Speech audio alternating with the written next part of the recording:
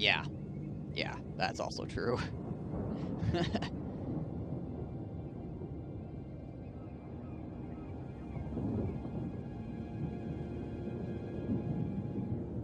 Icket Claw is just nutty. Just nutty. I've said it before.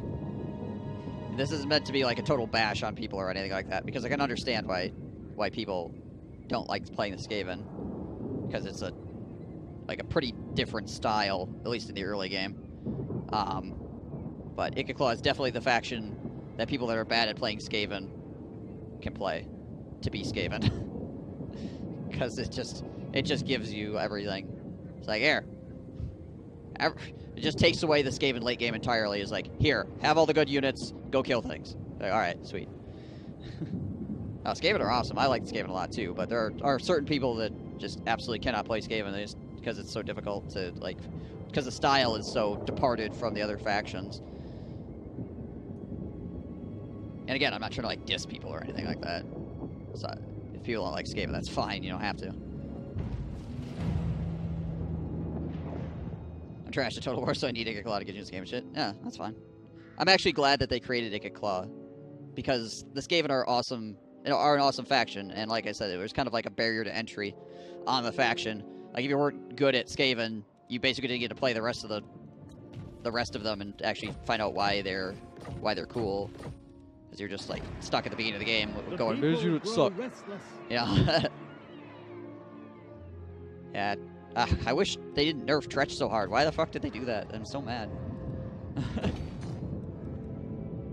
So Tretch was such a huge problem, apparently. Just murdering everything all the time. That campaign was too easy. Just confusing choices. Dreadlord of the Druki. Which again, I've said it before, and I feel like there's up before Icket Claw existed, I was like, there's got to be somebody at CA that hates the Skaven, and like every time they talk about the Skaven in the friggin' creative development room or whatever, they're just like, they need to nerf those guys. They're rat men, and they're evil. Heresy. Nerf them.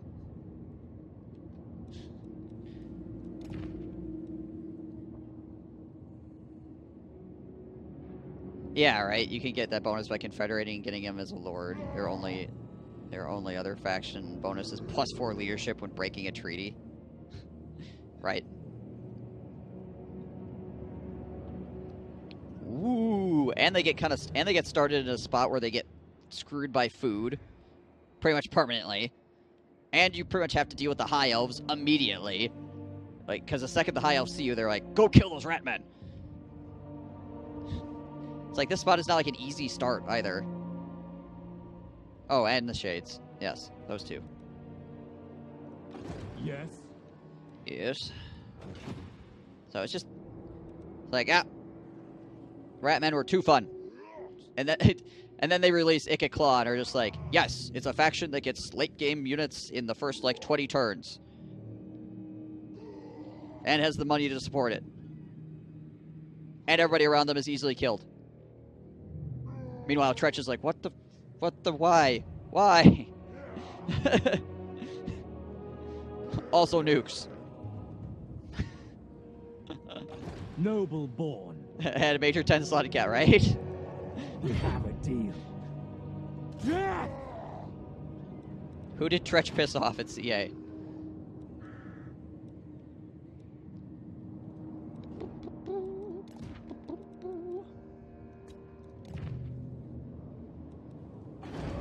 Alright, level that up. That'll be good. Declaring war on the nearby Tomb Kings makes the Dark Elves a little less annoyed with you. Yeah, I mean, the Dark Elves really aren't that big of an issue when you're playing as Tretch. It's just these guys that start off right off the bat that have like a shade building and stuff they have to fight through, which is not impossible either. If you do the right moves, you can get rid of them relatively quickly. But like, the big problem with Tretch is high elves, really, and the lack of food in the region, which, like I've said before, is not, again, not the biggest problem in the world, but it's just little annoyances, essentially, that just make his faction worse. And then they were like, no, you can't have this really cool ability for your shit either. Like the one thing that actually made his faction cool, and they just like cut it out. Like, okay. And the fact that everything on Uthwan is red. Well, except for these areas, I guess. Like you have to fight the High Elves at some point, and their entire freaking Uthwan island is red. So it's just like a giant pain in the butt. To fight your way through it. It's just a massive slog on top of all your food problems, on top of not having like a faction ability anymore.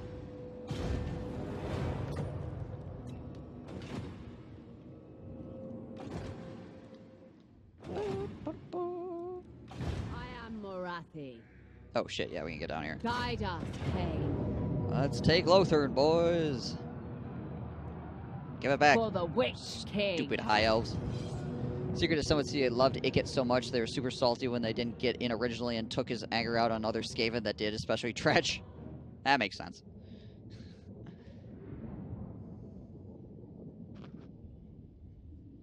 Yeah, honestly, most of the time the High Elves or the Dark Elves aren't too mad at you as Tretch because of the High Elves fighting you pretty early on as well.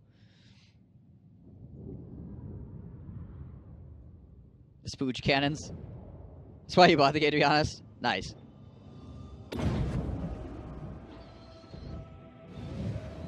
You had a nightmare dealing with the Dark Elves? The last time I played Tretch, I took out the Dark Elves to the right. I pushed up into like the northern High Elves straight above, or Dark Elves straight above me, killed them off, and then the High Elves attacked me. And then I was pretty much good with the Dark Elves after that point because they were like, all right, you're cool. You're killing High Elves. Because then all my focus was just on murdering a million High Elves every frickin' turn.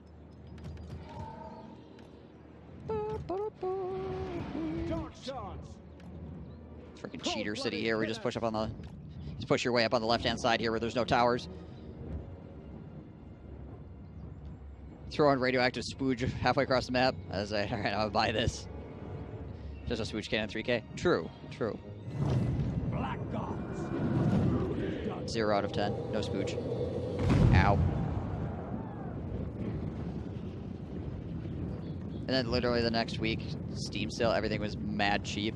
Oh, so you basically got the game, and then did you buy a bunch of DLC for the game right off the bat too, and then everything got cheap, or was it a good thing where you're like, oh shit, I bought this game and now everything's cheap, I'm gonna buy more.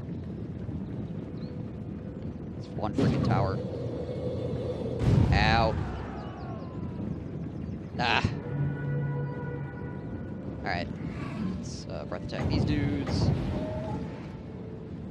Mother of vengeance.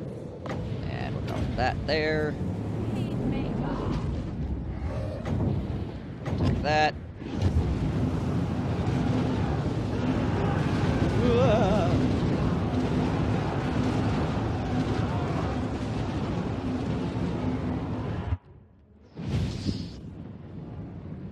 Okay, let's take all you guys, just push here, take out you guys, push here. To destruction.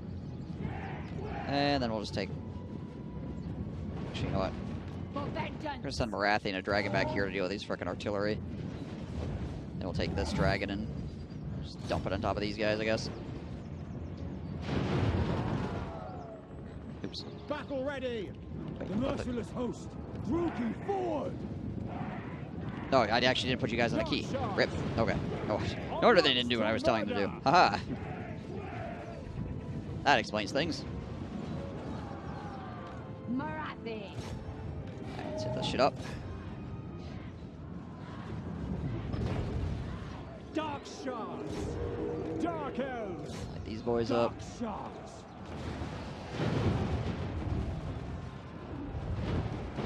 Merciless host. Might just climb those walls, actually. On to violence. By all means. Explain your running forward, please. Advance, Druki.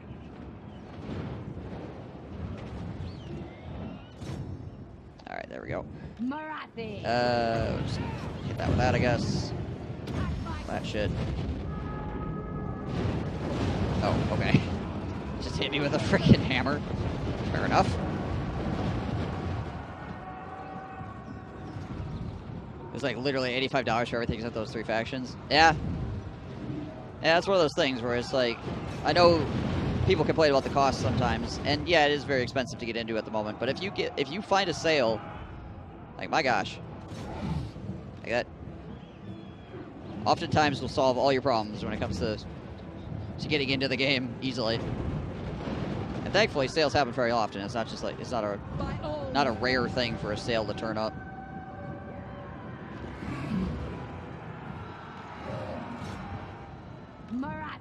And if you pay attention to like Humble Bundle and stuff like that as well, not just Steam, you can usually get good deals there too. So if you buy everything full price, it's going to be very expensive, but as long as you're paying attention, you'll find it. You'll find it fairly cheap.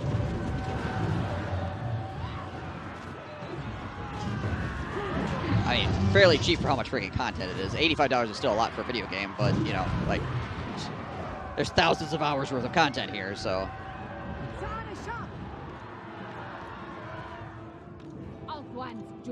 There we go. Pull you guys back this way. Black Dogs. Make them So bleed. you guys go up this ladder. You guys go up this ladder. Without question. So you guys over this way. Dragon, you have a breath attack. Yes, yes you do. Just hit right there, I guess. That's pretty good.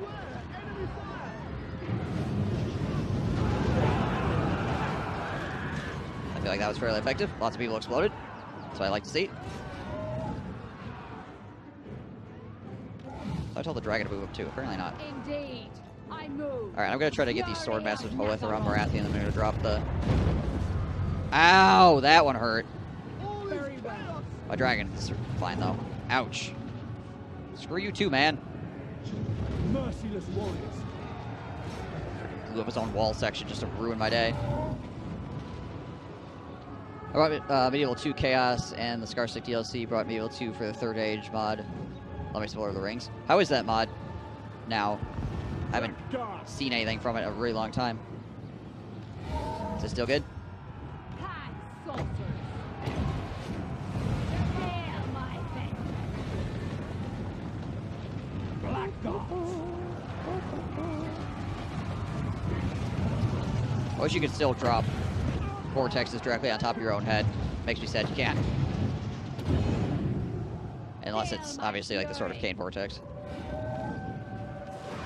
I just copped it yesterday and haven't had a chance to play. Oh, okay, gotcha. Now you'll have to let me know. Let's attack that shit. Named. 14 and 16. Alright. Black Dogs.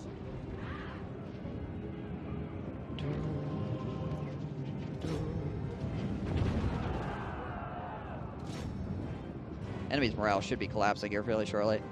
Yeah, so this thing here, that hurts. Like, if you knock down a wall section with people standing on it, it does massive damage. Onward. Advancing. I lost a dragon that way once, which I thought was kind of ridiculous. The wall section fell down and the dragon fell down and broke its neck, apparently. Considering the dragon is, like, basically half the height of the wall, that'd be essentially like you falling off a table and dying.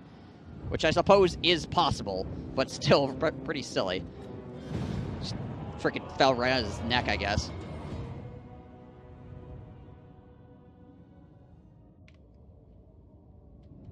Ah!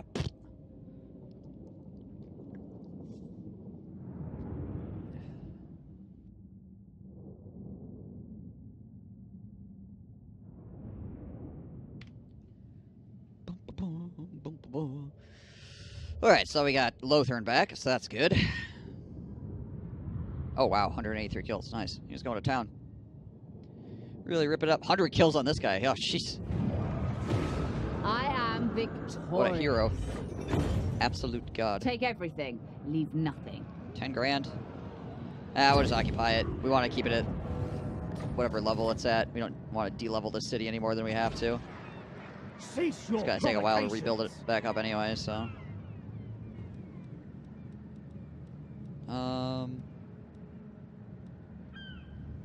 Let's get rid of that for right now. Oh yeah, technology. Warhammer 2 is one of the best games I've ever played. I mean, I put a lot of hours into it, that's for sure. It's solid. I mean, it's got its problems, don't get me wrong. But, like, for the most part.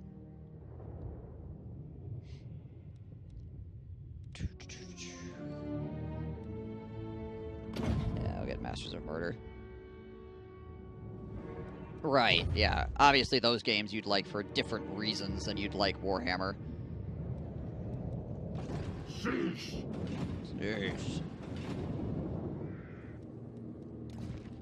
I mean, it's hard to find a perfect game these days. Dreadlord of the Druki. And a lot of the reasons it's so good is because they've supported it since launch, and are continuing to support it. Lord of the Black Court.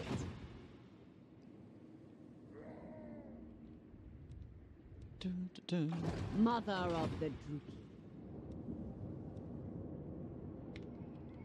I mean, Halo's a pretty damn... At least Halo 1, I guess, would be my... Like, this is an amazing story game out of the Halo series. I mean, they're not all the Halo games are great on the storyline, particularly stuff past 3 or whatever. But, like, they're pretty solid, even past the multiplayer. Like, even if you didn't care about the multiplayer at all, they're still a pretty good experience. You get up with the co-op with your buddy and stuff like that and have a good time. But in terms of strategy games, which I love, it's tops. Fuck Civ. Yeah. Now, I can understand why people like Civ, but I just can't get into it. I never could.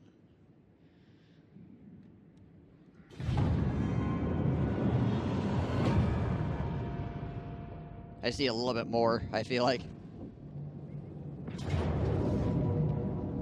Okay, hello. The fuck? Really? Okay.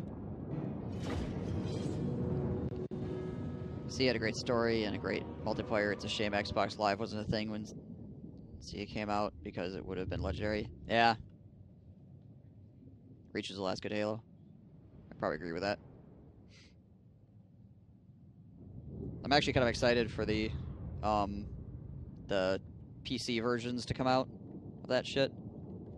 I would like to play through the original Halo again without having to get a drag an Xbox out.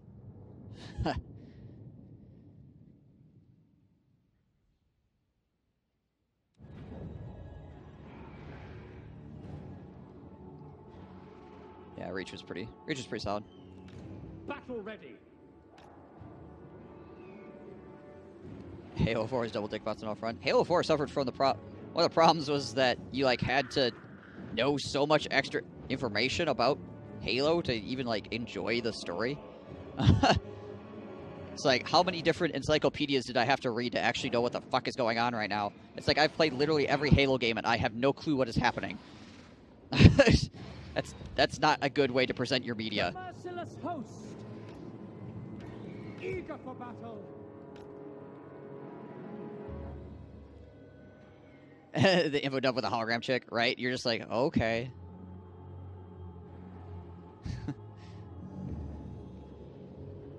Armor mods and such, allowing some interesting options, sprinting, armor lock, etc. Yeah, true. Abilities, your dick butts you were talking about. ODST was, I think, is a massively underrated addition to the Halo series. I enjoyed ODST quite a lot. I don't know if it's the best campaign, but I definitely liked it. But again, I suppose I can see why some people don't, because it's a little bit, it's different, I guess. I'm different. All right, what the hell do I want to do here with this shite? Nathan Fillion? Hell yeah. It also had really good, like, the frickin', like, live ODST ad or whatever, or the live action ODST ad is just absolutely amazing.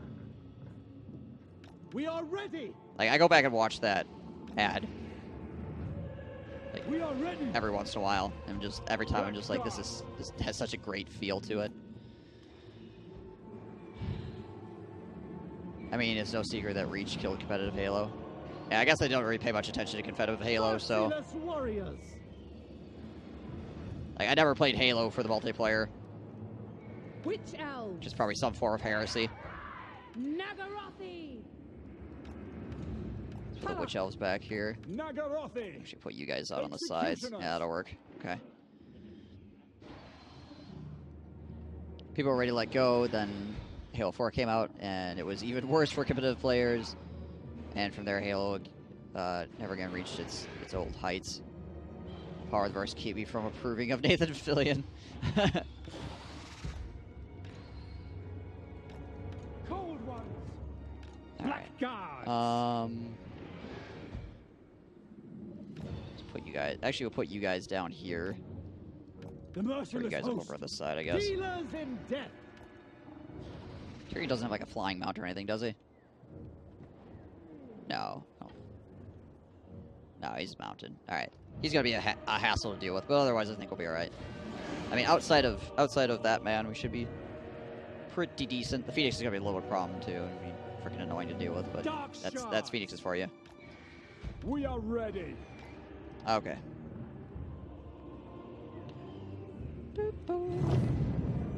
Halo 3 is the pinnacle of competitive Halo for the viewership participation perspective, even if, in my opinion, CE and 2 were better balanced, more fun. When I was deep into the competitive Halo scene, it was such a touch for me. Yeah, no, I can understand that. I can understand being mad about that sort of thing. Like, I've clearly been deep into competitive scenes as well. Not for Halo, obviously, but for other games. And yeah, anytime something happens to the game that makes it worse for the viewership, for the players, just for the scene in general, it's obviously very frustrating for anybody that's into it. You just want to freaking shake somebody. Like, please, I want to love this game. Let me love the game. You know? Why are you making these decisions?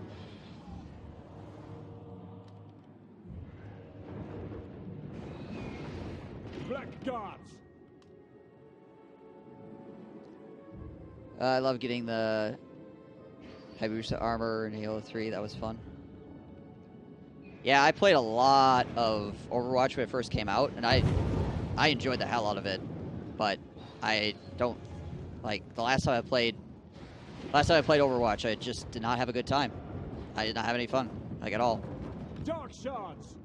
Like, Forward, on to slaughter. I was just like, yep, Going. I'm done. Fen fatals. It's just not my game anymore. Witch elves. I got the, what was it, top 500 or whatever in the region badge at one point on Overwatch when it first came out. I was playing it that much. Following orders. I mean, I didn't have it for like a hugely long amount of time, maybe like a week or something like that, but yeah, now, nope. Execution. Nope. For Cain. It is done. Blood for Cain. Executioners. Executioners. Cold Just over here getting blooded shot at. I don't know, just get back off the wall, I guess. Forward.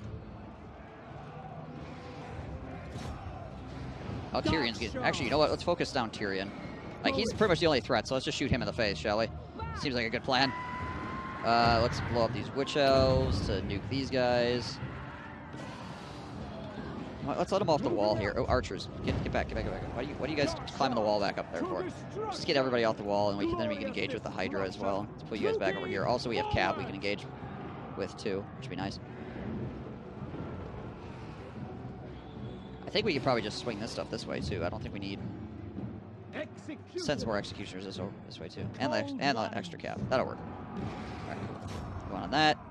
Search that. I need to freaking kill this Phoenix someday.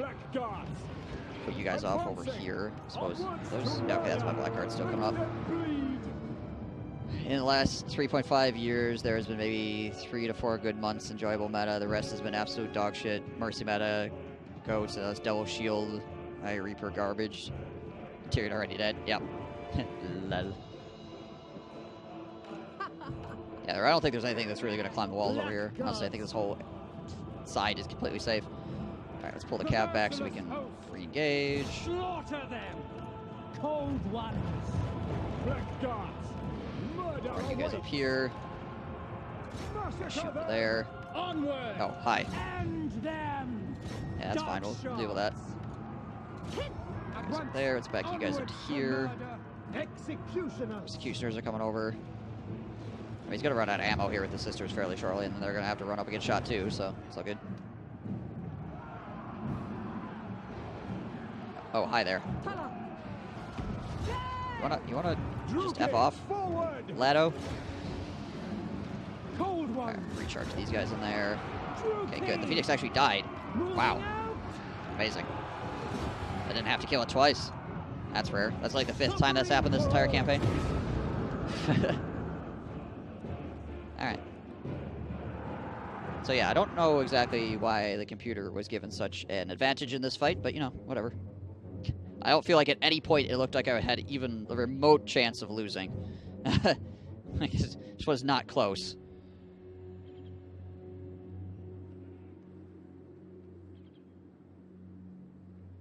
Whatever. Whatever.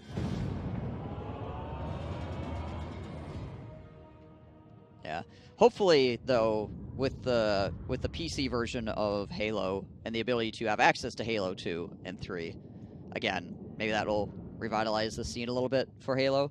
But again, the Halo scene was always a big thing on console, so I don't know if it coming to PC how much that'll do for people. We'll see, I guess. We'll see.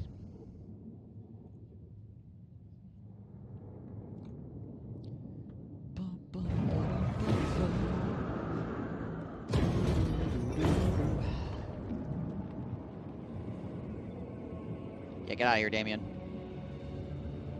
Well, the old Halo pros moved to PC anyways. Yeah, I mean, they kind of had to, right? With the game going downhill the way it was, like, they didn't have much choice because most popular first-person shooters are on PC. Unless you're talking, like, COD or something.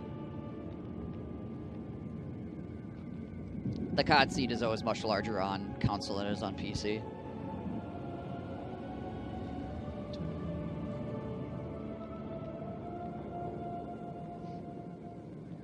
Or just stop gaming entirely.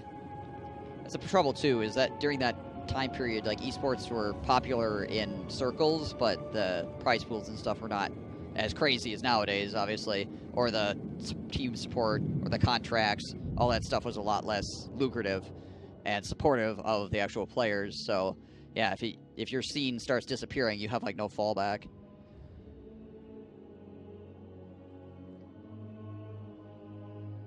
Nowadays, you have options. But like Ninja, who barely qualified as a pro until all the veterans quit, and Fear itself and Hysteria were all Halo players. Right. Yeah. Yeah, I mean, that's the way, like, unless you lived in Korea and were playing StarCraft Brood War, that's pretty much the only thing that you had as a player was prize pool. And prize pools were, like, pathetic by comparison to nowadays. So, right, streaming was a huge bonus to people. Once that started happening, it gave more revenue outlets, clearly, and more chances to get sponsored because you could advertise actively while being on a stream, and just be more public and out there so people can see you and be like, oh yeah, that's the guy, and he's sponsored by these guys, so there's more money there. And then obviously teams getting sponsored allow them to give you, like, more, like, salaries and support to get to events and all that crap too. So streaming definitely really, really brought esports up, which is why the rise of StarCraft 2 basically came in at the same time that the rise of streaming was happening. So, like, StarCraft 2 became obviously, like, the biggest esport for a while because it was just, like, streaming plus a already popular esport in Korea can now be, like, unleashed on the world, and there's a whole bunch of pros and stuff like that, and it became a whole thing for a while, obviously. The early 2000s or whatever. No, wait, 10 years ago. Like, yeah, like around the 2010, 2009 kind of area.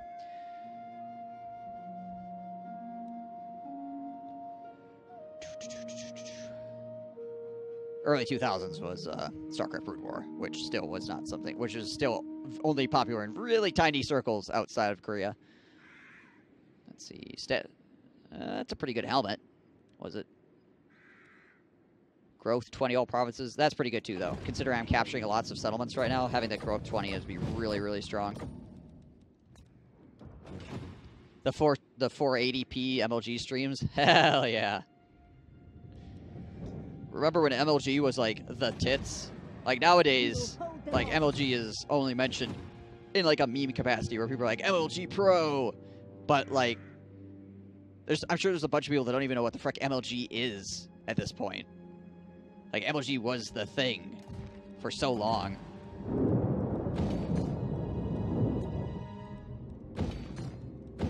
But nowadays, we gotta make the pottery.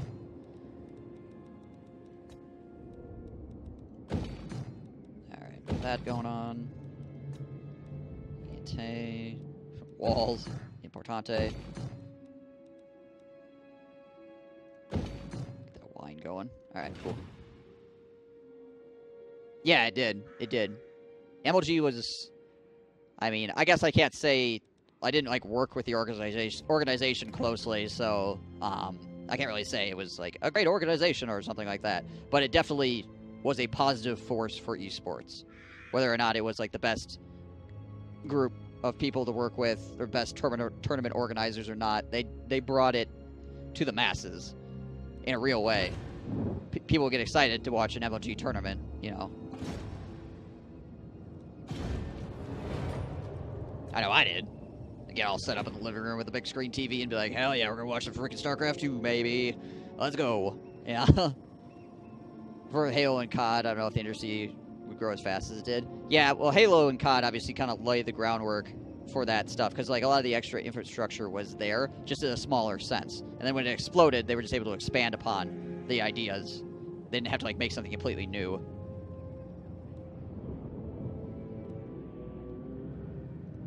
Mother of the Druki. Mother of the Druki.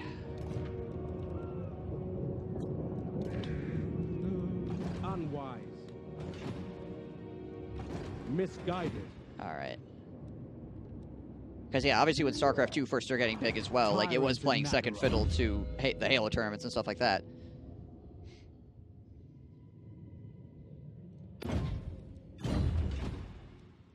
Dreadlord of the Druki. Dreadlord of the Druki. Yeah, I'm just gonna auto-calculate on this one. He's got like 3 times the amount of army he does.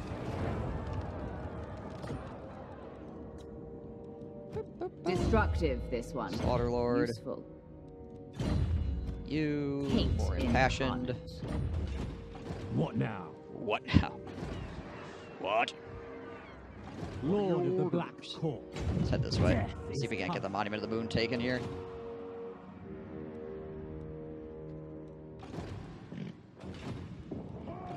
Certainly not.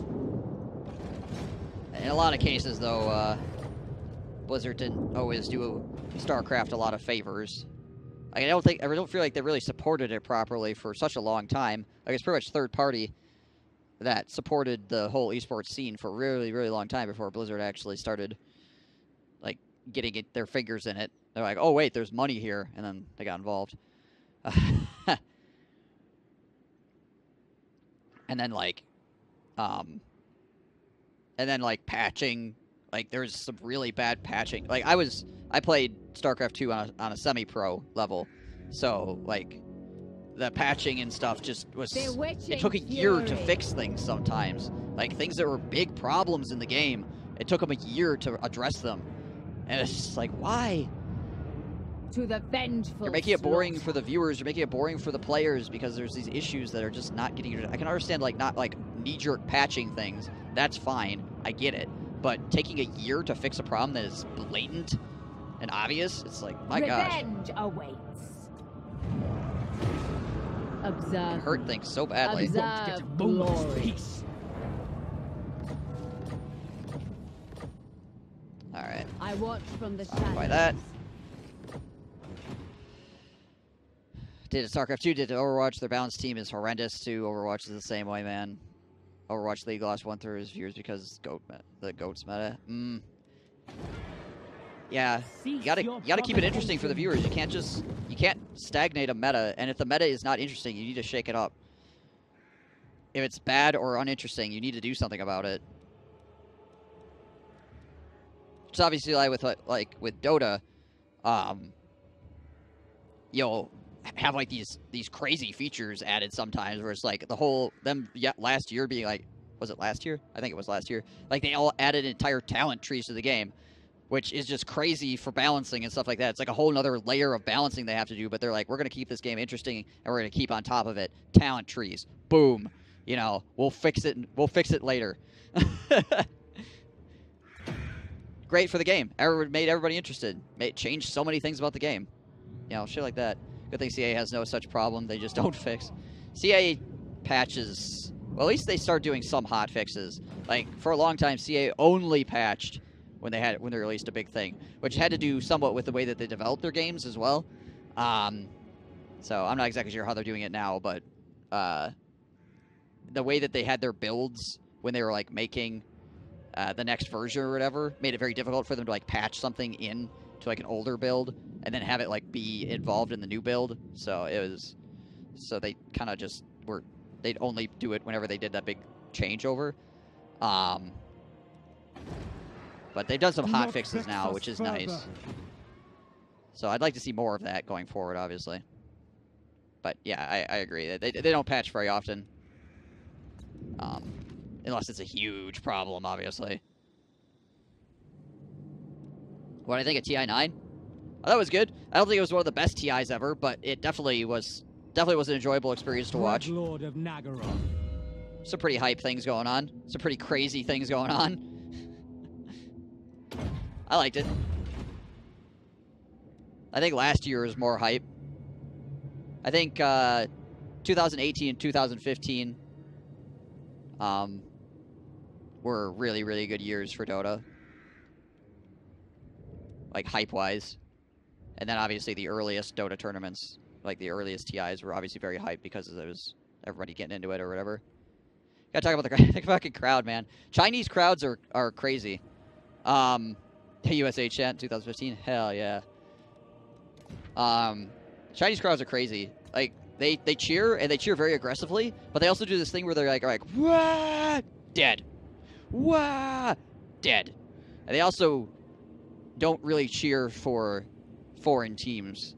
They do, but not a lot. Like, Chinese teams, they go freaking apeshit over, obviously. Which makes sense, you know, national pride, all that stuff. But, like, it's nuts. Like, Chinese crowds are an enigma.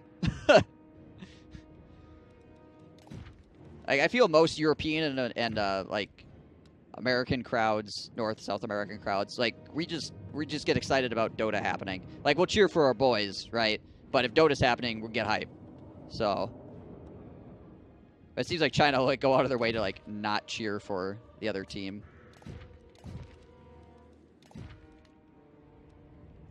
I mean, it's alright, so they're not harassing them or anything.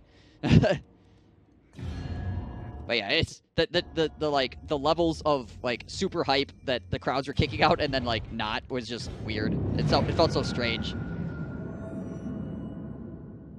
I'm glad it's going to Sweden. That'd be cool. I'm really happy it's going to Sweden. Honestly, it needs to get back over there. I'm upset that it's not going to be in my country, so it makes it very difficult for me to go to it. But, you know, at the same time, I think Stockholm is a good place. Stockholm's a good place for it.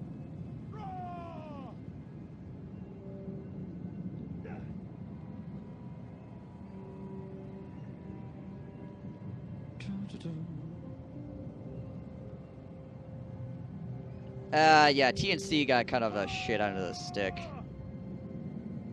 Obviously, because of that stuff. Yeah. But I didn't hear about anybody else really getting hassled. So.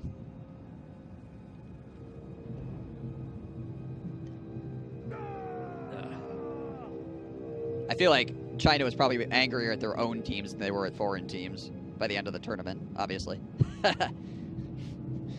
Welcome to China. No Chinese teams in the grand finals. I knew it. I felt it. I felt it. I felt it was going to happen. Though, I mean, PSG LGD is an amazing team, and they're very good. But, like, I could, this underlying feeling that, like, no Chinese teams are going to make it to the grand finals.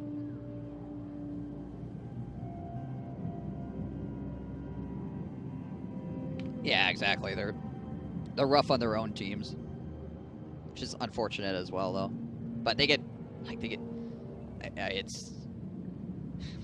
it happens with traditional sports as well, though. Like, you root for the home team, you're really excited for the home team, and then when they lose, you get people get really mad and like burn cars and shit. I mean, people get so into their sporting, which, I mean, burning cars I don't condone. I'm fine. I'm cool with people getting into things, but like, yeah, people get a little bit too worked up sometimes.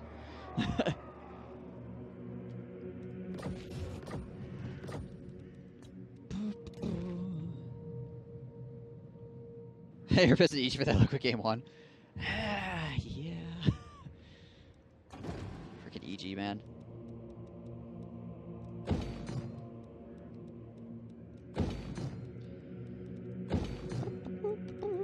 Let's get rid of this real fast. Swap it out with something. Another better building. More better buildings.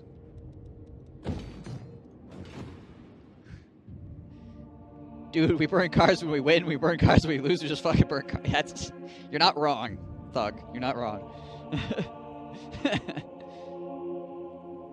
The buyback 1 by 1 and then die 1 by 1. Yeah. Movie ninjas, we're all movie ninjas. Movie ninjas. No. Here's the biggest problem with EG. One of the biggest problems with EG, and you see the stark difference when OG is playing. EG is a bunch of really good players, but they don't always play as a team. They don't team play. Whereas you watch OG, everything they do is to like enable each other to win the game. Like, it's all about how we can get Ana to win the game, how we can get Seb the best lane matchups, how the supports can get their whatever they need to actually like enable the other core, to enable the cores. You know, you just see it so much work going into making sure that each player is being built up properly in the game so you can actually win. Whereas EG just falls short on that now, at least. They used to be better about it, but I feel like the loss of PPD is kind of a big blow, or was a big blow in that respect.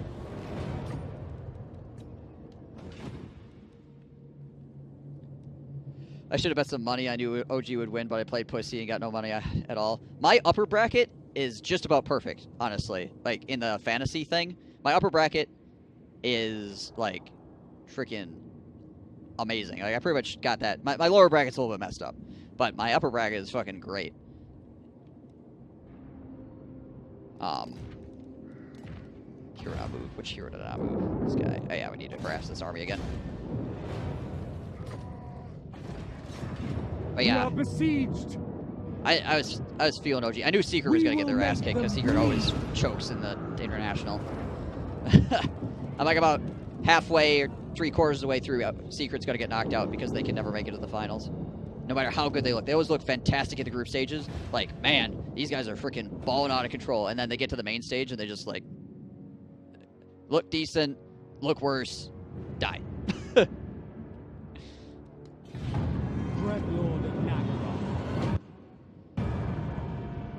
Waiting for the roster shuffles? Yeah, we'll see what happens this year. Like, unless somebody wants to actually, like, retire or something like that, I have a hard time seeing OG switching their stuff up, but it could happen. But a lot of other teams are definitely going to be shuffling. What is my favorite faction? My favorite faction is the Von Karsteins. And whether I like Isabella or Vlad all depends on the day. They're both awesome. I like both those legendary lords a lot, but the Von Karsteins are definitely right there. And for just New World factions, If I were to pick out just the New World factions, probably it would be Clan Wars. I like this game a lot.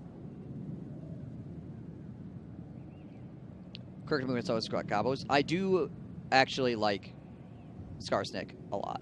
I think Skarsnik is a amazing legendary lord.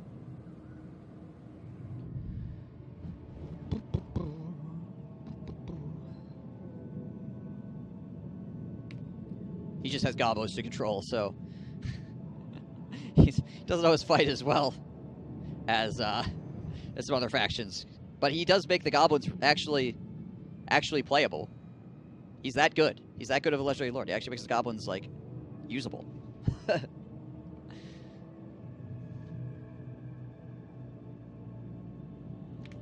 You want schemes? I got schemes.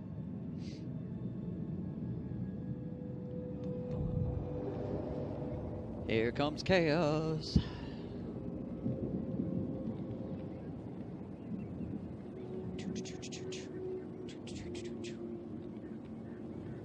Come on, puppets of chaos. What are you guys doing? There we go. Alright. Malevolent Lord. Let's finish taking those. Go. Vicious Dreadlord. Build that up. Let's go over here and let's slap one of these bad boys in. Settle up the wine. Northern jungles. That stuff going on. Coast. That. And walls, because walls are ever important. Black-hearted Dreadlord. How long until I can level this up again? Currently that population surplus 12. What do I need? 16? 14. Okay. We're getting there. Impossible. Impossible. Ridiculous. Chaos is giving them a freaking run for their money. Holy crap. The High Elves are just about dead, actually, at this point. Like, they are almost done. How many settlements? Is that the last settlement they own? Oh, shit. Oh, they're down to one. That is actually legitimately the last settlement the High Elves own. Right here. Futile. Well then. That went downhill in a hurry for them. What faction can you make vassals playing Dark Elves now and Hydras and Dark Shards own? Yeah, they certainly do. You mean Confederate or Vassalize? Because those are two, obviously, different things. You can Confederate any of the other Dark Elves. Vassalize... I actually don't usually make vassals very often, so... King Luan Leon. Pretty sure you Not can... one step further, stranger. You do not walk my lands without my blessing.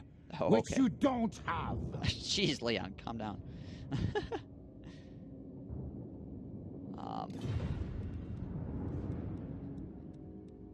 Yeah, I'm not exactly positive which factions you can vassalize to the Dark Elves. Though it could just be other Elven factions. Like I said, I really don't vassalize people very often because it usually causes more problems for me than the benefits. Hey, Ukrainian. Doing all right, doing all right. Yeah, I'll just keep your... This is Mortal Empires, yeah.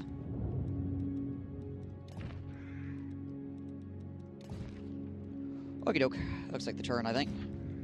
Oh, no, wait, hang on. What are you doing? Oh, yeah, he was sitting here because of rebellions. Right. I'll move outside the city then. Huh. We'll make rebellions form. Druki Lord. Druki Lord.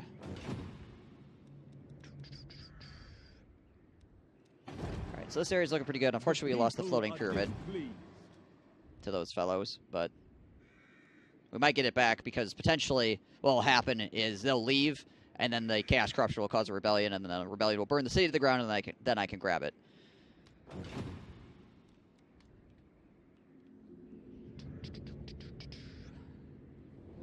You might be able to confederate or vassalize the Greenskins.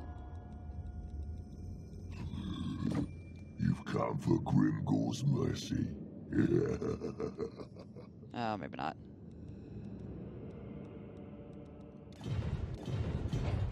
Greenskins can get vassalized by some random people, honestly, so... I mean, potentially there was a chance. Okay, could pull this. It's only 5 turns, though. Yeah, we'll leave it for now. Don't think you can vassalize anyone? That's possible. Again, I really don't pay attention to the mechanic, so... One of the gaps in my knowledge. It gets asked every once in a while, so I should probably find out just so I have an answer for people. Just get like a spreadsheet that has all the vassalization options. Be good for me to know anyways, in case I ever want to. So I have to be like, can I do this?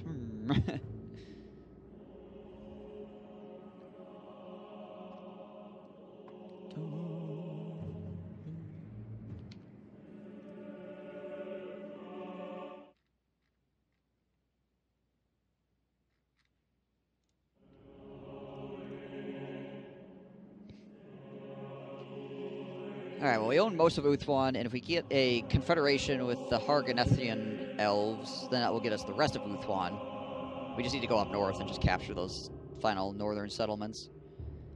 And then we need to make sure we can get the rebellions under control. Lizard Bear's so badass, rather than griffins or dragons, they run dinosaurs. Hell yeah. Hell yeah. Ooh-la!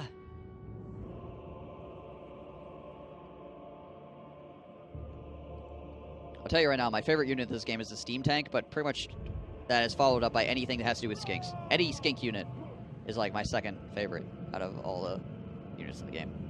Skinks are dope. Skinks are dope.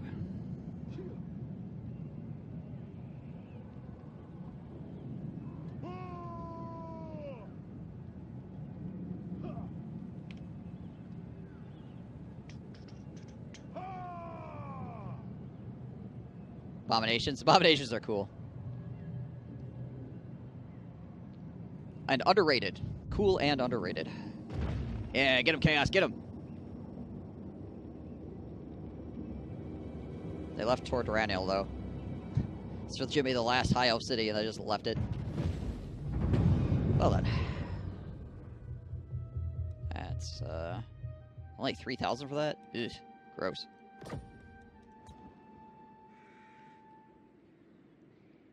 Skinks might be funny. I don't know about dope. Tanoan, or however you spell it, is so hard to get off the ground.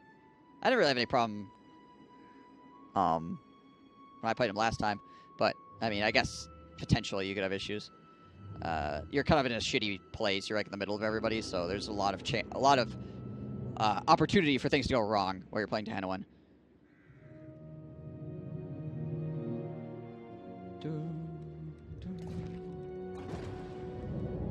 Yeah, they're definitely not the strongest unit in the world, that's for sure. But I enjoy them.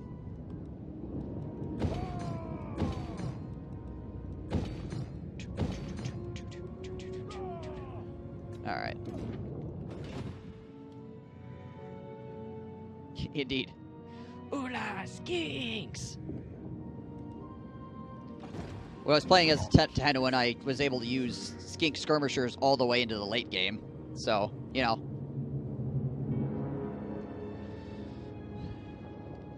There's that.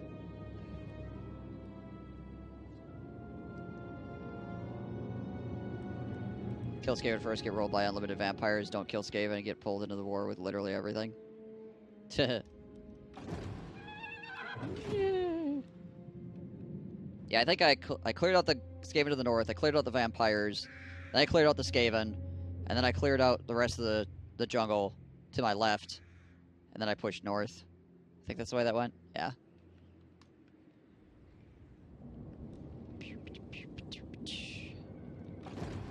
Never. Never. Assault them. Failure. Your Poopy demise pants. is certain. Dreadlord of the Druid. Just gotta wait for some of these places to settle down. A lot of these places are mad because of the fact that I like just recaptured them or captured them. The people grow restless. So we gotta wait for things to cool down a bit. Feared by all. 4 turns. 4 turns. Oh wait, that's part of the same province. No wonder it's 4 turns. 0 right now. Corruption of the Hexadol, vilest 2 sort. turns. Alright, I'll probably have to head over to it. Murderous. Head on over war. there. I shall not rest. Sail down go. you.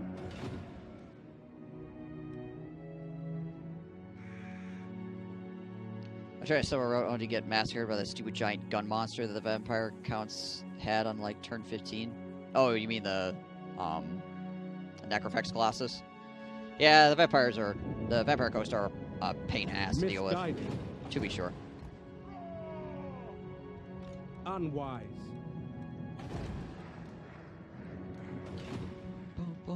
I remember getting shot the hell up by that thing too. I managed to beat it though. It just sucked.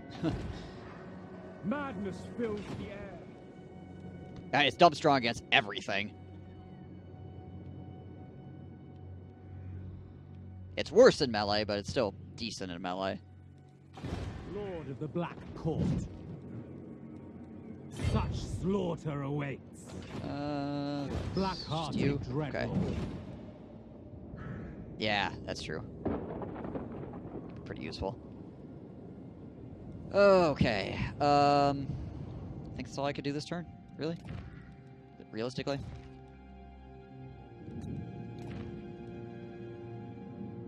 Stuck my skink chief hero on it until it died.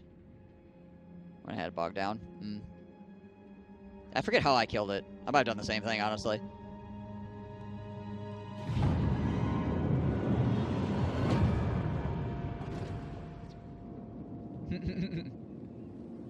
Right, yeah.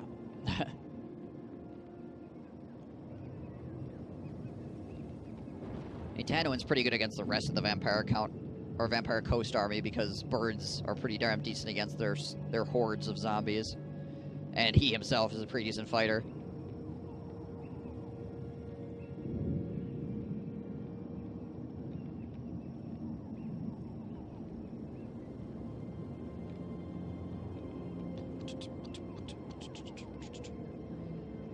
As long as you're not dealing with a buttload of frickin' like depth guard or something, but also the snake explosion ability is pretty damn nice if you have enough sacrifices, which you should at that point. That's very helpful, and the giant laser can also be very useful depending on where you are with Tahanoan at the time for wiping out swaths of zombies. Or anything, really. Not just zombies. What's the playstyle and strength of the Chaos Warriors? So Chaos is kind of in a bad place at the moment. They're not terrible. They're just not as strong as they used to be. Their main strength came from their infantry and monster combination. They used to have like the strongest infantry in the game. Arguably still could have the strongest infantry in the game, but unfortunately infantry have been nerfed over and over and over again. Not really through them getting nerfed directly, but through other things getting really, really strong, and just infantry getting left in the dust, as far as like, how they can perform. Piss. Alright. So one of their major strengths became not all that good anymore. But the Dragon Ogre Shagoths, the Dragon Ogres are still pretty strong. Their Cav is still pretty good. Their magic is still good. They don't really have good flyers, unfortunately, but they can heal while moving around all over the place. That's useful. So they're a lot, like I said, they're a lot weaker than they used to be, but they're still not horrible. Just got left behind a bit as everything else got really big and strong with the New World stuff and the preponderance of AP ranged that's now in the game. Their artillery used to be ridiculously strong too, but Hell Cannons legitimately got nerfed pretty hard on multiple occasions, so.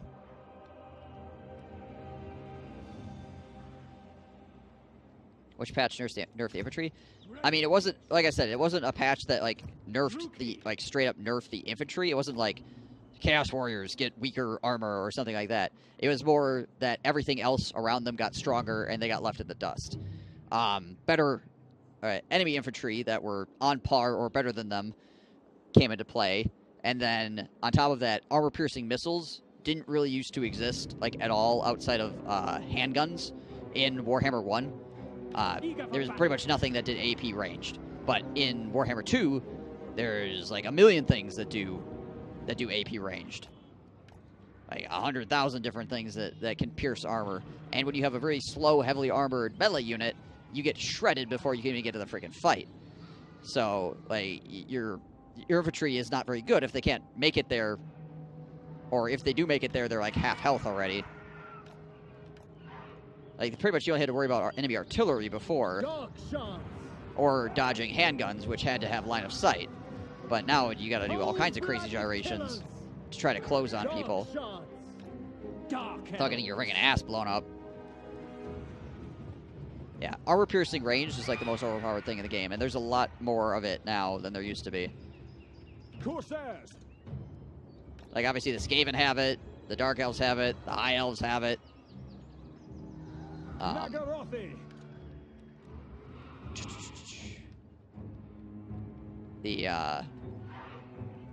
merciless host. Any, like, artillery and stuff from the Empire and the Dwarves is quite strong. Like, organ guns are really good against. Corsairs. But that's always been true. Eager for battle. But you had more of an advantage Corsairs. against the Dwarves in the past because they didn't have quite as much capability to, like, Dark shards. get items and stuff like that, too, which was nice. Corsairs. And dinosaurs and stuff like that for the lizardmen aren't AP ranged, but they are very hard to deal with infantry, because giant... That's the other thing, the advent of... Oh, Oshapti, more AP ranged. Dark shards. The advent of lots of bigger monsters as well also shits on infantry. Like, you have all these huge monsters that are easy to maneuver in combat as well. When you fight Tomb Kings as the Dark shards. let's see, who do I want to put over here? Battle When you fight ready. Tomb Kings as Chaos, you'll feel the hurt coming off the Battle freaking ready. giant cats and stuff like that. Like, it's so much Dread spears. shit to deal with. Because it's just, they have so much freedom of movement, you can't lock them down. Like, most of the creatures or most of the monsters that were added to the game, you can't really, like, lock them down at all. Dark shards. They just walk in, shit on your guys, and then run off laughing.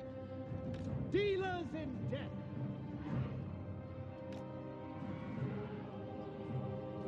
We are ready. Chaos became obsolete the day Norska arrived with their ridiculous mammoths. Yeah, well, I mean, that was the start of it right there, right? Merciless warriors. That was the start of infantry's, like, becoming weak. And it just got worse, obviously, over the course of time. It went from being big monsters shitting everything to big monsters and AP missiles. Readily available early game AP missiles. Crapping on everything.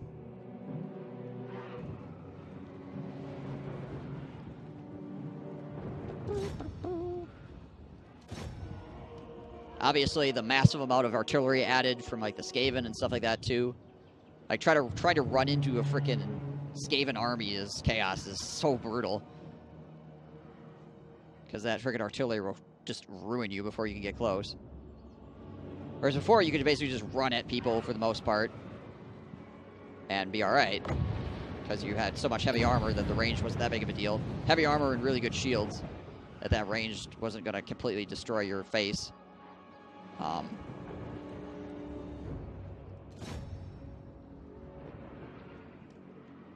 Yeah, just 19 Jesiles.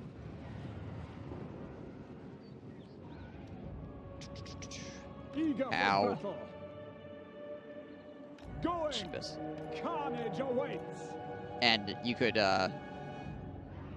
try to lock down enemy artillery, but, like, a lot of Following orders. Without question. the Skaven artillery also had the advent of, like, being high off the ground, so you couldn't even, like, you couldn't have, like, line of sight block it and shit like that as well. It is done. Advance. Quite as easily. Routine. So, lots of things. Better spells, too. Bigger, more dangerous spells that just kill lots of infantry at a time. Yeah, infantry has been summarily shit on over and over again since Norska, essentially. Which, obviously, when you having strong infantry is your big thing, that makes you weaker as a faction overall.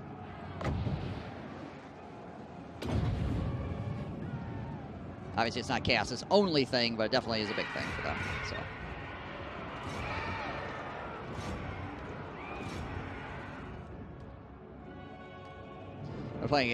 When I'm playing Scryer, I've never seen them fail to stop heavy cav armies. Oh, yeah, right? Styles are amazing.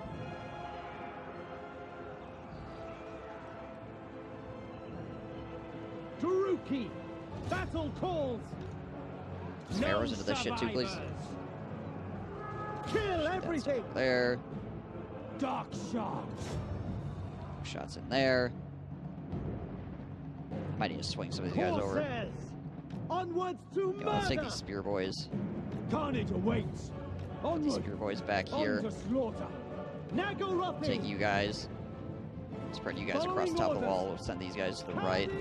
Feel like we might need them over there. Game froze there for a second. I got really concerned. Oh, it is. Are we gonna crash? We're gonna crash? What the hell's going on, computer? We got some stutter happening, apparently. Oh, Jeebus. Battle calls. My CPU is fine. It's not. CPU's not being taxed. What the fuck?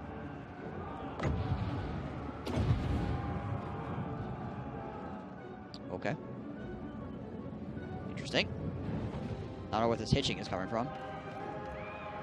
Oh, hopefully it'll calm down and it won't crash the game. Dark elves. Oh, okay. Shoot those guys, please. At once. That's over there. Oh yeah, the wood elves too. Right, forgot about those guys. Fuck those guys. Wood elves can fuck off. Every single unit type for them is well above average, right? Following orders. Blood for Cain. I do like Durthu though. Death hag, as you say. Let hatred fly. Big fan of Durthu. Can't say I'm a huge fan of Orion though. Forrest Mel Gibson just doesn't do it for me. Corsairs. Death is coming. Death is coming. Down to triple digits. Getting there. Death hag. Almost there. Without question. Alright, you guys come down here. Get these guys on the backside. Dark shots. Here. Massacre them. You guys continue shooting those guys in the face. Look like we're doing okay. Oh, this enemy artillery is causing us problems. Oh, the enemy. He captured my towers and he's shooting me with them. What an asshole. You get in there. Bride of Cain. Let's try to back you off so you don't get swamped. With fury. Going. There we go. Die. Engage upon that. Corsairs. That shit out. Onwards to murder. For the king. Let's take that stuff. Dark shots. Alright, I mean, a lot of his guys are getting messed up too, so that's good. Let's get you guys off the wall over here. Oh, nice. Shredding his fucking leader right now. Excellent. That's what I need.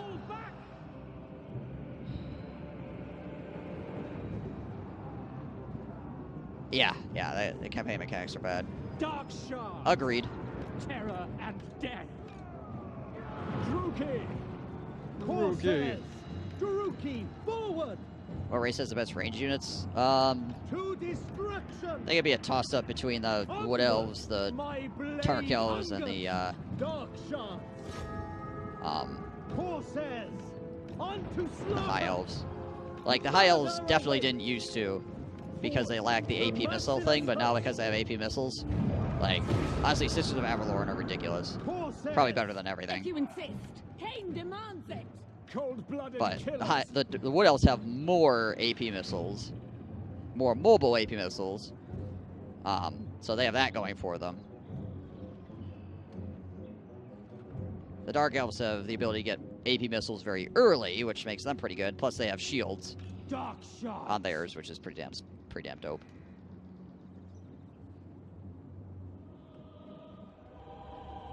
The Skaven with the advent of Jesiles, obviously, certainly, or Jesiles and Rattling Gunners certainly have upped their game They would have overhaul mods? I don't know. I haven't really looked.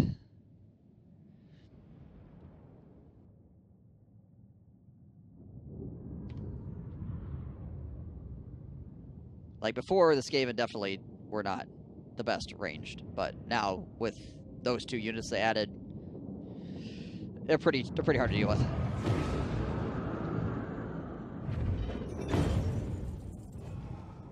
I mean, just Isles might just take it on their own, honestly, to be completely honest.